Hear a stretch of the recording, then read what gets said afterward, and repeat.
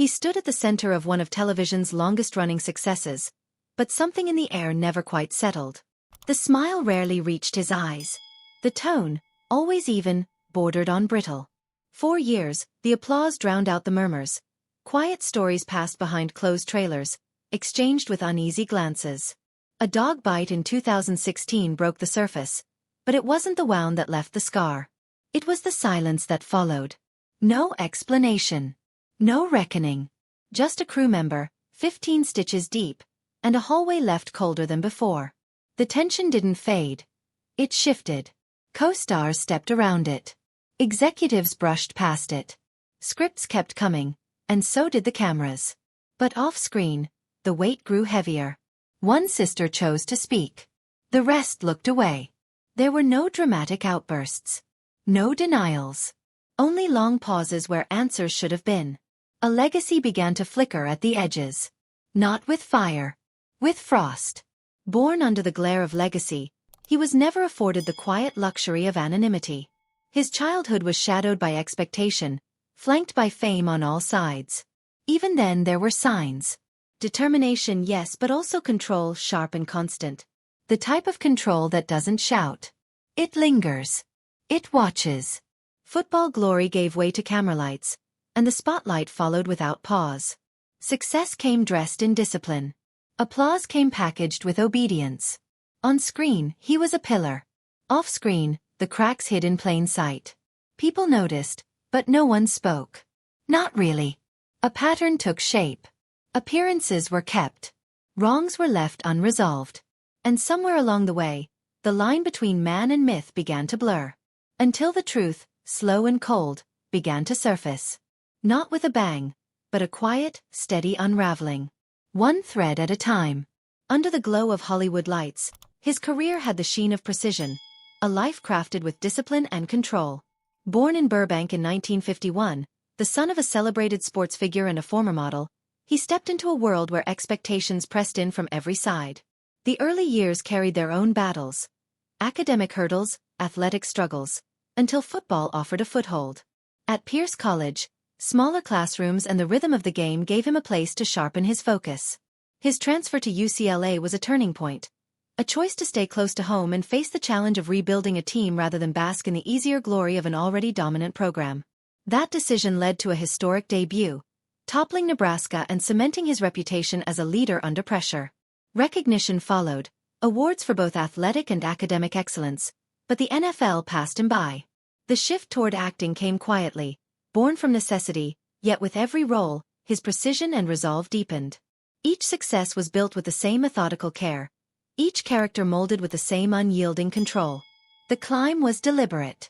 From commercials to an Emmy nomination, from bold storylines on St. Elsewhere to the haunting portrayal of Ted Bundy, his range expanded. Every choice carried weight. Meeting Bundy was avoided, not from fear, but from a refusal to give the killer any allure. Comedic turns in Summer School balanced the darkness, revealing a versatility that widened his appeal. Off-screen, his life found rare stability in Hollywood's shifting sands. A single phone call to Pam Dauber became the root of a long private marriage, a partnership built on shared values and guarded from public intrusion. Their sons grew far from the glare, raised with the same intention and control that shaped his work. Yet, beneath the steady image, family struggles stirred. His sister Kristen's battle with addiction and the painful custody dispute over her son exposed fractures no camera could capture.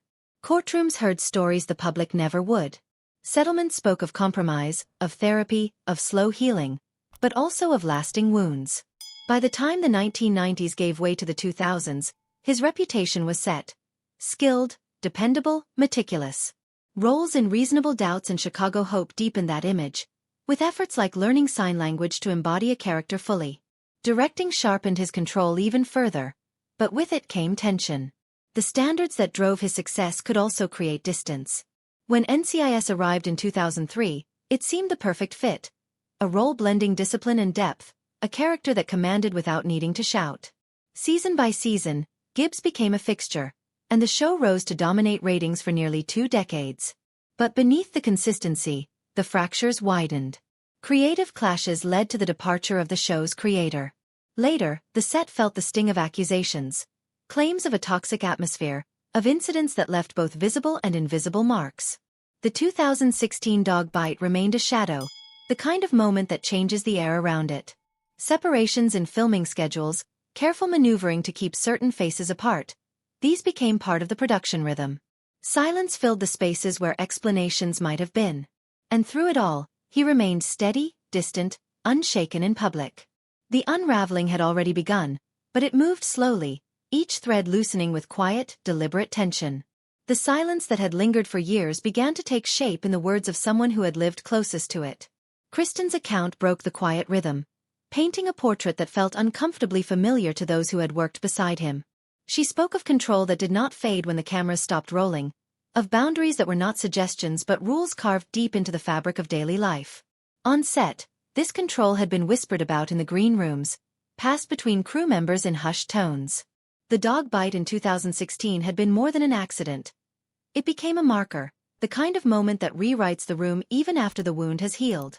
A crew member with 15 stitches, a production schedule rearranged, and an air that no longer felt safe. The story might have faded into rumor, but Polly Parrott's departure added weight. Her claims of physical assault and a toxic environment forced what had once been private discomfort into the open. CBS's official stance remained muted, and he himself gave no public response.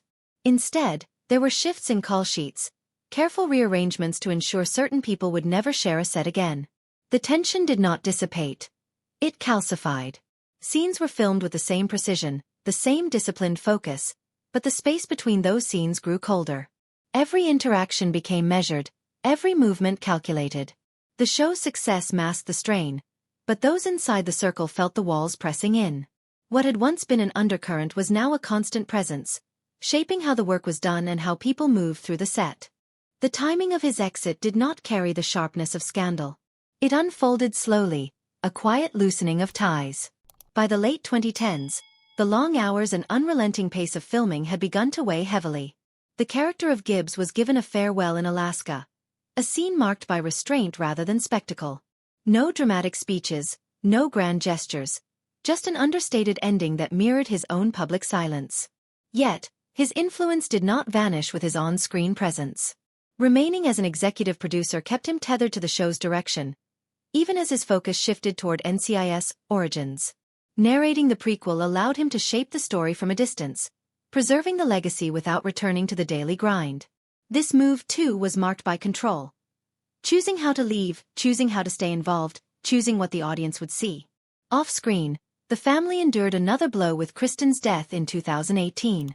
Her passing closed a long and difficult chapter, one defined by addiction, legal battles, and moments of reconciliation that had come only after years of strain.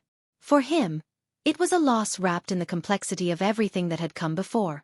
The public saw little of his grief, just as they had seen little of the family's struggle. The distance remained, even in mourning. And yet, away from the shadows, there were moments that revealed a different image.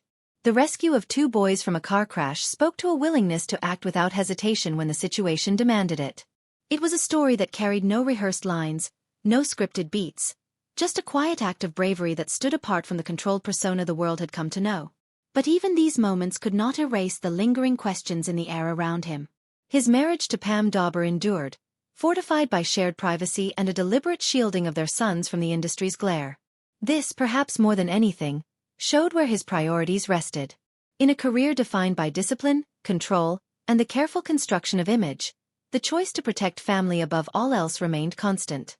The legacy of Gibbs on NCIS would continue, shaped by his hand even in absence, while the reality of his off-screen life, marked by quiet triumphs and unresolved shadows, would remain out of reach for those who watched from the outside. Each step forward was deliberate. Each chapter, even in its end, closed without fanfare. And in the spaces between those moments, the silence spoke louder than words. The end of his era on NCIS settled over the show with a quiet inevitability. The farewell had no theatrics, no sweeping monologue, just a departure that felt as controlled as every step he had taken before. His presence lingered in the structure of the series, in the rhythms he had helped shape, but the day-to-day grind no longer pulled at him. The shift allowed space for other pursuits, yet it was not an abandonment of the work. As executive producer, his imprint remained visible, guiding the tone and direction from a measured distance. NCIS, Origins became an extension of that influence, with his voice carrying the weight of memory and continuity. Away from the screen, the loss of Kristen remained a quiet shadow, marking the close of a chapter that had been heavy with both conflict and reconciliation. Her death underscored the private battles that had unfolded behind the steady public image. It was not an ending with resolution, but it was an ending nonetheless. In the spaces where the public might expect a statement, there was only silence. The same silence that had marked his career's most turbulent moments. The same silence that left the shape of his story to be pieced together from fragments.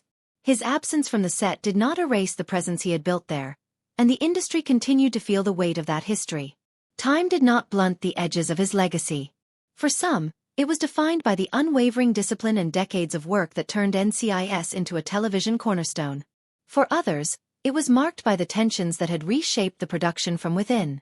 Both versions existed side by side, neither canceling the other out.